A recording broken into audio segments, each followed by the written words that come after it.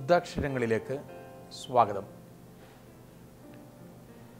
നിങ്ങളൊരു നിമിഷം കണ്ണുകളടച്ച് കാതുകൾ കൊട്ടിയടച്ച് ഒന്നിരുന്ന് നോക്കുക. ആദ്യം നോക്കി കുറച്ച് കഴിയുമ്പോൾ വല്ലാത്തൊരു ശ്വാസം മുട്ടൽ നിങ്ങൾക്ക് അനുഭവപ്പെടാം.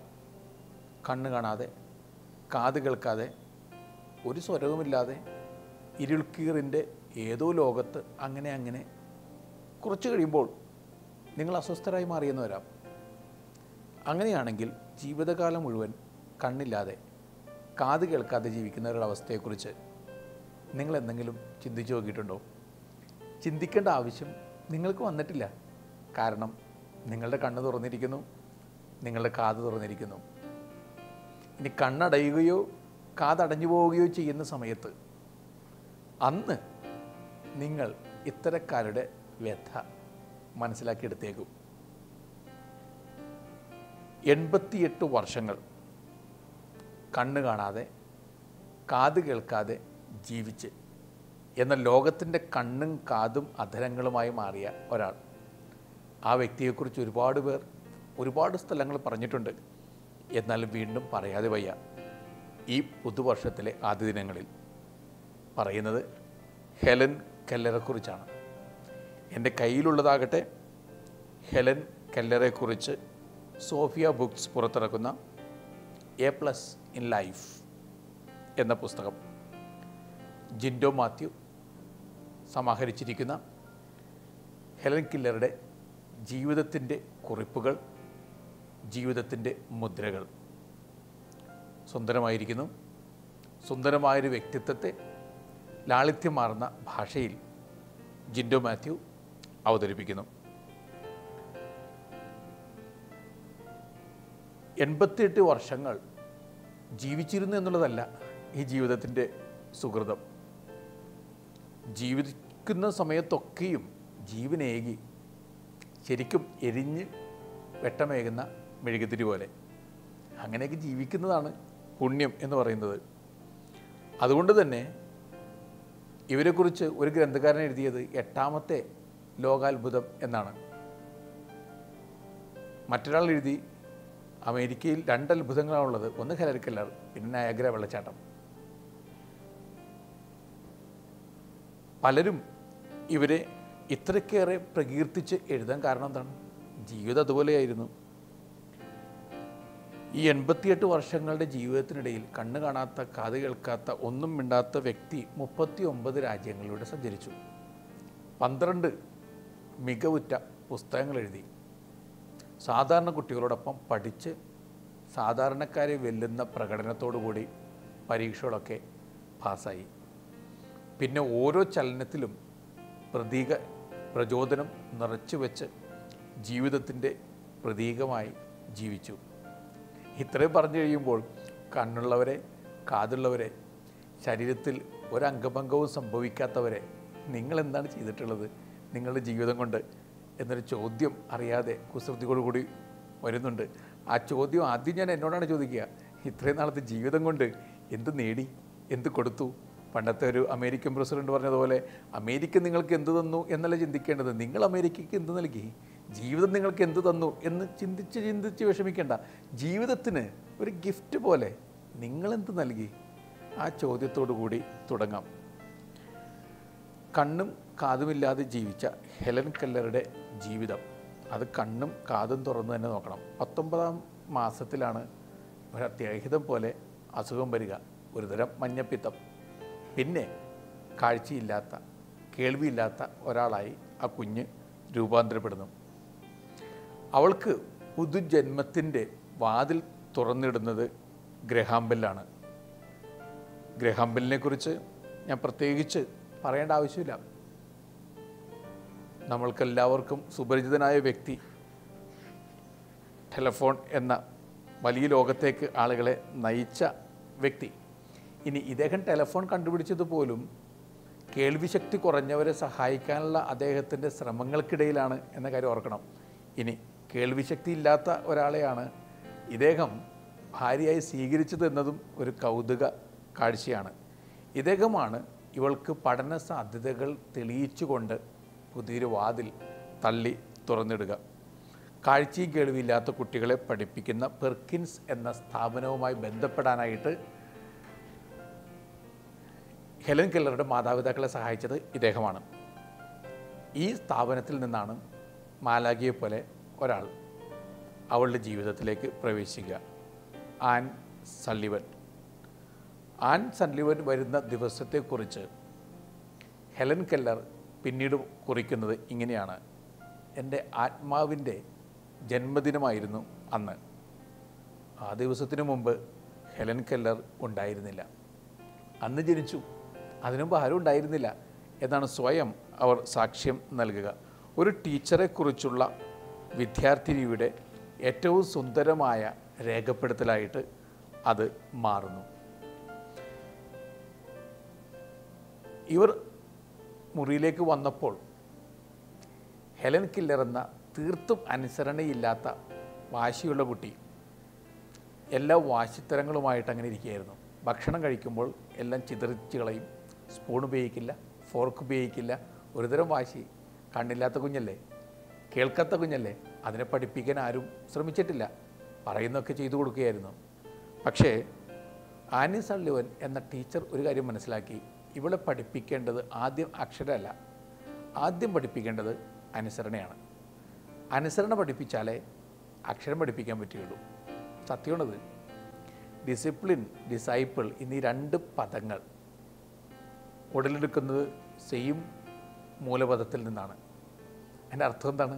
ഒരാൾക്ക് ഡിസൈപ്പിൾ ആകണമെങ്കിൽ ആദ്യം ഡിസിപ്ലിൻ വേണം. ഈ തത്വം മനസ്സിലാക്കിക്കൊണ്ടാണ് ആനി സള്ളിവൻ അവരുടെ പഠനം അനുസരണ ശീലിപ്പിച്ചുകൊണ്ട് തുടങ്ങി വെക്കുക. പണ്ടത്തെ ഇംഗ്ലീഷ് പഴമൊഴിയുണ്ടല്ലോ, you have to be cruel to be kind. Kind ആകണമെങ്കിൽ ചില നേരങ്ങളിൽ ക്രൂവലായിരിക്കണം. അകത്ത് ക്യാൻസർ പോലെ എന്തൊക്കെയോ പടർന്നിരിക്കുന്ന നേരത്ത് വെറുതെ സുഖിപ്പിച്ച് ലേപനം പുരട്ടിയതുകൊണ്ട് കാര്യമില്ല. You have to be cruel enough to cut it open and remove the cancer cells from inside. അങ്ങനെ ഒരു പ്രോസസ്സ് സംഭവിക്കുന്നു. ഇത് മനസ്സിലാക്കിക്കൊണ്ടാണ് ആൻ സള്ളിവൻ ക്രൂവലായിക്കൊണ്ട് യഥാർത്ഥ സ്നേഹം കാണിക്കുന്നത്. അവളെ പിടിച്ചിരുത്തി ഡിസിപ്ലിൻ്റെ വഴികളിലേക്ക് കൊണ്ടുവരുന്നു. ഇനി ആനി സള്ളിവൻ എന്ന ടീച്ചർ ഈശോയെക്കുറിച്ച് പറയാൻ വൂണ്ടഡ് ഹീലർ എന്ന് പറയാറുണ്ട്. അതായത് ശരീരത്തിൽ മുഴുവൻ മുറിവുകളുള്ളത് കൊണ്ട് മറ്റുള്ളവരെ സുഖപ്പെടുത്താൻ പറ്റും. മുറിവ് അറിഞ്ഞവനല്ലേ മുറിവ് ഉണക്കാൻ പറ്റൂ. പക്ഷേ ചില ആൾക്ക് മുറിവുണ്ടായിക്കഴിഞ്ഞാൽ ചെല്ലുന്നിടത്തൊക്കെ മുറിവുണ്ടാക്കും. ആനി സള്ളിവൻ മുറിവ് ഒരുപാടേറ്റ വ്യക്തിയാണ്.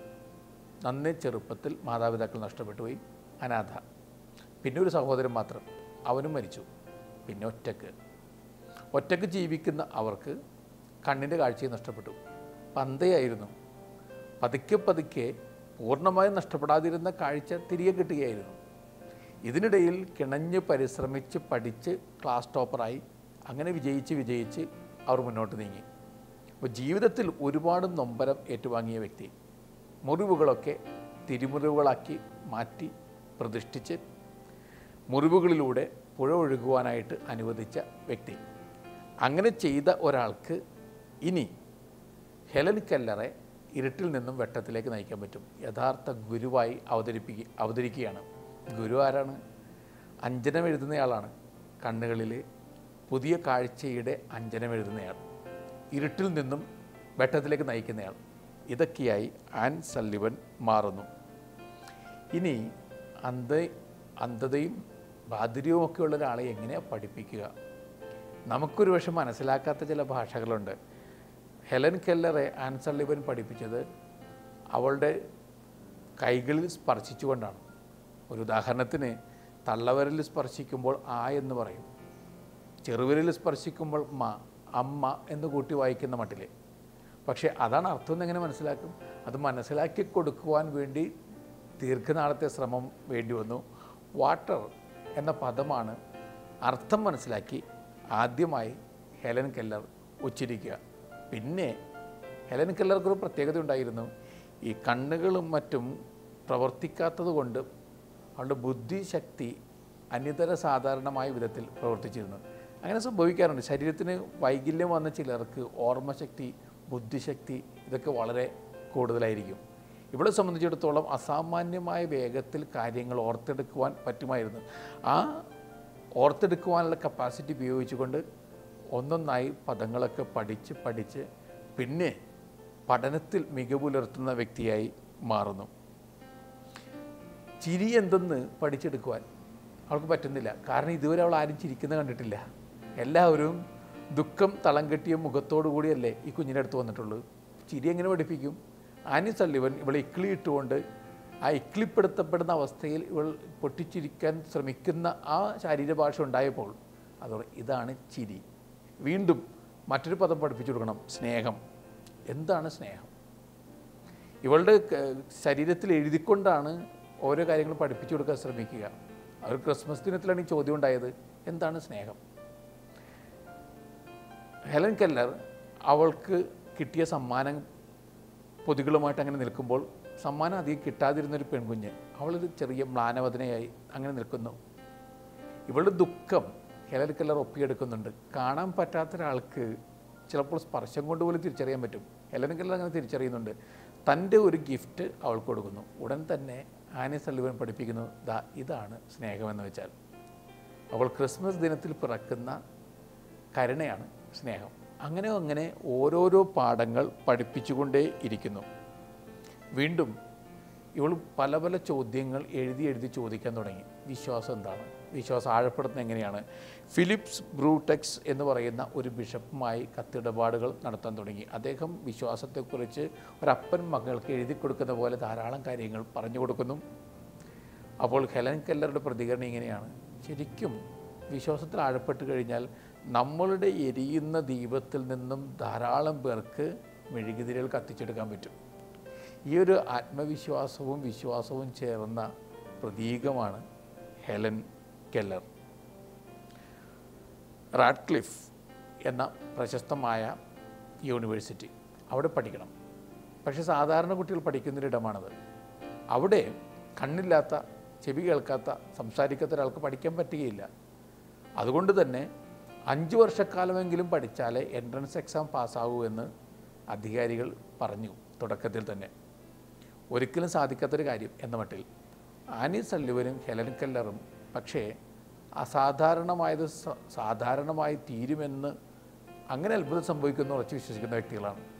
അതുകൊണ്ട് തന്നെ അവർ ആദ്യം കീഴടക്കിയത് അവരുടെ തന്നെ സംശയത്തിൻ്റെ കൊടുമുടികളെയാണ്. റാഡ്ക്ലിഫ് ഒരു കൊടുമുടി പോലെ മുന്നിൽ നിൽക്കുന്നുണ്ട്. പക്ഷേ അതിനേക്കാൾ വലിയ കൊടുമുടി സ്വന്തം ഉള്ളിലുള്ള സംശയങ്ങളാണ്, ഉത്കണ്ഠകളാണ്, പറ്റുമോ എന്ന ചിന്തയാണ്. അതിനെ കീഴടക്കി പിന്നെ ലൈബ്രറിയിൽ കുത്തിയിരുന്ന് രണ്ടുപേരും ചേർന്ന് പഠിക്കുകയാണ്. ഒരുപാട് കാര്യങ്ങളെക്കുറിച്ച് ഒരുപാട് ചോദ്യങ്ങൾ വരും എൻട്രൻസ് എക്സാമിൽ. എല്ലാം പഠിച്ചെടുക്കണമല്ലോ. അങ്ങനെ പഠിച്ചെടുത്ത ആ സ്റ്റുഡൻറ്റ് അവസാനം ലോകത്തെ മുഴുവൻ ഞെട്ടിച്ചുകൊണ്ട് എൻട്രൻസ് എക്സാം പാസ്സാകുന്നു. ചരിത്രത്തിൽ ആദ്യമായി കണ്ണു കാണാത്ത, ചെവി കേൾക്കാത്ത ഒരാൾ റാഡ്ക്ലിഫ് എന്ന് പറയുന്ന വലിയ യൂണിവേഴ്സിറ്റിയുടെ എൻട്രൻസ് എക്സാം പാസ്സാവുകയാണ്. പിന്നെയും അത്ഭുതങ്ങളുടെ നിലക്കാത്ത അനുഭവങ്ങളുടെ പെരുമഴക്കാലം. 1904 സാധാരണ കുട്ടികളോടൊപ്പം അവരെക്കാൾ ഉയർന്ന മാർക്ക് നേടി ഹെലൻ കെല്ലർ ബിരുദം നേടുന്നു. ഇത് ചരിത്രത്തിലെ പുതിയ ഒരു വെളിപാടായി മാറുന്നു. അതോടുകൂടി ധാരാളം മനുഷ്യർക്ക് പ്രതീക്ഷയായി. ഹെലൻ കെല്ലർക്കാകാമെങ്കിൽ ഞങ്ങൾക്കുമാകാം എന്ന് പല സ്റ്റുഡൻസും പറഞ്ഞു തുടങ്ങി. വികലാംഗരായ പലരും തളം കെട്ടി നിൽക്കുന്ന ദുഃഖത്തിൻ്റെയും മൗനത്തിൻ്റെയും ലോകത്തുനിന്ന് പുറത്തേക്ക് വരുന്നു. അവളെപ്പോലെ പറക്കാൻ ശ്രമിക്കുന്നു. അവളെപ്പോലെ പറക്കുന്ന എങ്ങനെയെന്ന് സ്വപ്നം കാണുന്നു. സ്വപ്ന സദൃശ്യമായിട്ട് അവരും ചുവടുവെക്കാൻ തുടങ്ങുന്നു. ഹെലൻ കെല്ലർ തന്നെ ധാരാളം പേരെ പഠിപ്പിക്കുന്ന പ്രക്രിയയിൽ ഏർപ്പെടുന്നു. ഹെൻറി ഫോർഡിനെ കണ്ടപ്പോൾ അവർ പറഞ്ഞു, നിങ്ങളൊന്ന് ശ്രമിച്ചു കഴിഞ്ഞാൽ നിങ്ങൾക്ക് തന്നെ ഒരുപാട് പേരെ പഠിപ്പിച്ചെടുക്കാൻ സാധിക്കും. അന്ധരായ 79ഓളം വ്യക്തികളെ പഠിപ്പിച്ച് അവർക്ക് ജോലി കൊടുത്തു എന്ന് പിന്നീട് ഹെൻറി ഫോർഡ് അവളോട് പറയുന്നു. ഇങ്ങനെ ഹെലൻ കെല്ലർ ഒരു മൂവ്മെൻ്റായി മാറുകയാണ്. അവൾക്കൊരു മിഷനുണ്ട്, അവൾക്കൊരു വിഷനുണ്ട്. അവളിപ്പോൾ വെറുമൊരു മെഷീനറി അല്ല, ഒരു മിഷനറിയാണ്, ഒരു മൂവ്മെൻ്റാണ്. അങ്ങനെ ഒരു മൂവ്മെൻറ്റ് ലോകം മുഴുവൻ ശ്രദ്ധിക്കാൻ തുടങ്ങുന്നു. ഹെലൻ കെല്ലർക്ക് ചില പ്രത്യേകതയൊക്കെ ഉണ്ടായിരുന്നു. പ്രത്യേകത എന്ന് പറഞ്ഞാൽ കണ്ണ് കാണില്ല, കാത് കേൾക്കില്ല, എങ്കിൽ തന്നെയും ഒരാളുടെ ചുണ്ടിൽ സ്പർശിച്ചുകൊണ്ട് അയാൾ പറയുന്നത് മനസ്സിലാക്കാനുള്ള കപ്പാസിറ്റി അവൾക്കുണ്ടായിരുന്നു. പ്രശസ്തരായ ചില സംഗീതജ്ഞരുടെ ചുണ്ടുകളിൽ തൊട്ടുകൊണ്ട് അവർ പാടുന്ന പാട്ട് ഊഹിച്ചെടുക്കാൻ അവൾക്ക് പറ്റുമായിരുന്നു. മാത്രമല്ല, നമ്മളൊക്കെ ചുറ്റുമുള്ള കാഴ്ചകളൊന്നും കാണാതിരിക്കുമ്പോൾ തുറന്ന് അകക്കണ്ണുകൊണ്ട് എല്ലാം കണ്ടയാളാണ് ഹെലൻ കെല്ലർ. ഹെലൻ കെല്ലറെ കാണാൻ വേണ്ടി ഒരു സുഹൃത്ത് വന്നപ്പോൾ അവൾ ചോദിച്ചു, എന്തൊക്കെ കണ്ടു വഴിയോരത്ത്? ഒന്നും കണ്ടില്ല. അവൾ അത്ഭുതപ്പെട്ട് ചോദിച്ചു, ഒന്നും കണ്ടില്ലേ? നിങ്ങൾക്ക് കണ്ണുള്ളതെല്ലാം കാണാൻ വേണ്ടിയല്ലേ? പുഴ കണ്ടില്ലേ? കാറ്റേറ്റില്ലേ? പൂക്കൾ കണ്ടില്ലേ? വനാന്തരങ്ങളുടെ സൗന്ദര്യം കണ്ടില്ലേ? ഒന്നും കണ്ടില്ലേ? കണ്ടില്ല. അവൾ സങ്കടത്തോട് പറയുന്നത്, കാണണമായിരുന്നു, കണ്ണുള്ളവരൊക്കെ കാണണമായിരുന്നു. ഉൾക്കണ്ണുകൊണ്ട് വെറുതെ സങ്കല്പിക്കുന്ന ഞാനും കണ്ണ് തുറന്നിരുന്നിട്ടും കാണാത്ത നിങ്ങളും. അപ്പോൾ കാണണം. ഇതാണ് ഹെലൻ കെല്ലർ നൽകുന്ന സന്ദേശം. അവൾ അമേരിക്കയിലൂടെ തന്നെ ഒരു സന്ദർശനം നടത്തുന്നതിനിടയിൽ കടലിടുക്കുകളും അതുപോലെ തന്നെ സുന്ദരമായ മലമ്പ്രദേശങ്ങളും ഒക്കെ കണ്ടിട്ട് പറഞ്ഞു, എത്ര സുന്ദരമായിട്ടാണ് ദൈവം ഓരോന്നും ക്രമീകരിച്ചിരിക്കുന്നത്. ദൈവം എല്ലായിടത്തും സഞ്ചരിക്കുന്ന പോലെ എനിക്ക് തോന്നുന്നുണ്ട്. Perfect creation. അല്പം പോലും നിരാശയില്ല അവരുടെ വാക്കുകളിൽ. അവർ പ്രസംഗിക്കാൻ പോകുമ്പോഴൊക്കെ സ്വന്തം ജീവിതത്തിൻ്റെ ബുദ്ധിമുട്ടുകളെക്കുറിച്ചല്ല പ്രസംഗിക്കുക, മറിച്ച് ദൈവം നൽകിയ അവസരങ്ങളെക്കുറിച്ച്. അതുകൊണ്ട് തന്നെ അവരുടെ പ്രസംഗം കേട്ട് കഴിയുമ്പോൾ വീണ്ടും ഒരാൾ ജനിക്കുകയാണ്. വീണ്ടും ജനിച്ച് ദൈവത്തിൻ്റെ പ്രകാശത്തിലേക്ക് ഒരാൾ നടന്നു പോവുകയാണ്. അങ്ങനെ പ്രകാശമാനമാക്കിക്കൊണ്ട് ലോകത്തെ മൊത്തത്തിൽ പ്രകാശത്തിൻ്റെ ഒരു ഇടമാക്കി മാറ്റിക്കൊണ്ട് അവർ സഞ്ചരിക്കുകയാണ്. ആൻ സലിവനെ കുറിച്ച് കൂടി പറയണം. കാരണം ഇവരെ സംബന്ധിച്ചിടത്തോളം ടീച്ചിങ് എന്നുള്ളത് അല്പം ഇൻഫർമേഷൻ കൊടുക്കലല്ല, മറിച്ച് ട്രാൻസ്ഫോർമേഷൻ ഒരാൾക്ക് കൊടുക്കലാണ്. ഉള്ളിലുള്ള നിധി കണ്ടെത്താൻ ഒരാളെ സഹായിക്കലാണ്. അതിനുവേണ്ടി അവർ സ്വയം വ്യയം ചെയ്യുന്ന മെഴുകുതിരിയുടെ ധർമ്മം അനുഷ്ഠിച്ചു. സ്വന്തം ദാമ്പത്യബന്ധം ഉലഞ്ഞു പോകാൻ പ്രധാനപ്പെട്ടൊരു കാരണം അതുതന്നെയായിരുന്നു. ഈ ഹെലൻ കെല്ലർക്ക് വേണ്ടി ജീവിതം ഒഴിഞ്ഞു വെക്കുമ്പോൾ തനിക്ക് കിട്ടേണ്ടത് കിട്ടുന്നില്ല എന്നുള്ള സങ്കടത്തോടുകൂടി പാതി വഴിയിൽ പാട്ട് നിർത്തിയവനെ പോലെ ഭർത്താവ് കടന്നുപോയി. കടത്ത ദുഃഖമായിരുന്നു അവരെ സംബന്ധിച്ചുള്ള ഇത്. പക്ഷെ അവരിലെ ടീച്ചർ, പ്രതിബദ്ധതയുള്ള ടീച്ചർ, ആ ദുരന്തത്തെയും സ്വീകരിക്കുന്നു. പിന്നീട് എത്രയോ വർഷക്കാലമാണ് ഹെലൻ കെല്ലറുടെ നിഴല് പോലെ ഇവർ കൂടെ നടന്നത്. മരണക്കിടക്കയിൽ അവർ കിടക്കുന്ന നേരത്ത് ആരോ പറഞ്ഞുപോയി, ആനി സല്ലിവൺ ഇല്ലാതെ ഹെലൻ കെല്ലർക്ക് ഇനി എന്തു ചെയ്യാൻ പറ്റും? ഉടൻ തന്നെ മരണത്തിൻ്റെ പടിവാതിൽക്കൽ എത്തി നിൽക്കുന്ന ആ സ്നേഹമുള്ള ആത്മാവ് ഒന്ന് കുതിറിക്കാണണം. അവരുടെ അവസാനത്തെ വാക്കുകൾ ഇങ്ങനെയായിരുന്നു അത്രേ, ഞാനില്ലാതെ അവൾക്കൊന്നും ചെയ്യാൻ പറ്റിയില്ലെങ്കിൽ ഇത്ര നാൾ ഞാൻ ചെയ്തതൊക്കെ ഒരു പരാജയമായിരുന്നു. അപ്പോൾ ഞാൻ പരാജയമല്ല എന്ന് തെളിയിക്കാൻ അവൾ ഒറ്റയ്ക്ക് ജീവിക്കും. പിന്നീട് തൻ്റെ ടീച്ചർ ഒരു പരാജയമല്ല എന്ന് തെളിയിച്ചുകൊണ്ട് ഒറ്റയ്ക്ക് അവർ യാത്ര തുടർന്നു. ടീച്ചറെക്കുറിച്ചും സുന്ദരമായൊരു പുസ്തകം എഴുതി. അവരൊരു പുസ്തകം പോലെയായി മാറി. പാഠ്യപുസ്തകം പ്രസംഗിച്ച് അവരൊരു പ്രസംഗം പോലെയായി മാറി. Most inspiring silent homely. അങ്ങനെയൊക്കെ ജീവിക്കാമെന്ന് ഹെലൻ കെല്ലർ ഒരുതരം വെല്ലുവിളിയോടുകൂടി നമ്മെ ഓർമ്മപ്പെടുത്തുന്നു. പ്രിയപ്പെട്ടവരെ, ജീവിതം എനിക്കൊരു ചൂളയായിരുന്നപ്പോൾ ഭൂവിനാ വെളിച്ചത്താൽ വെണ്മ ഞാൻ ഉളവാക്കി. കവിയുടെ വാക്കുകൾ നെഞ്ചോട് ചേർക്കാം. വെറുതെ പരാതി പറഞ്ഞ് ജീവിതത്തെ കെടുത്തിക്കളയരുത്. നിങ്ങളുടെ ജീവിതം നിങ്ങളുടെ കയ്യിലാണ്. തകർക്കണോ വളർത്തണോ, ഇറ്റ്സ് അപ് ടു യു. നിങ്ങളാണ് തീരുമാനിക്കേണ്ടത്. നിങ്ങളുടെ വെട്ടം ദൈവം നിങ്ങളുടെ കൈക്കുടന്നയിൽ എത്തിച്ചു തന്നിട്ടുണ്ട്. കെടുത്തണോ വീണ്ടും ജ്വലിപ്പിക്കണം, ഇറ്റ്സ് അപ് ടു യു. തീരുമാനിക്കുക. ജീവിക്കാൻ, പ്രകാശിക്കാൻ, സന്തോഷിക്കാൻ, സന്തോഷിപ്പിക്കാൻ. ദൈവം നിങ്ങളെ സമൃദ്ധമായി അനുഗ്രഹിക്കട്ടെ. ശുഭയാത്ര ഒരിക്കൽ കൂടി നേരുന്നു.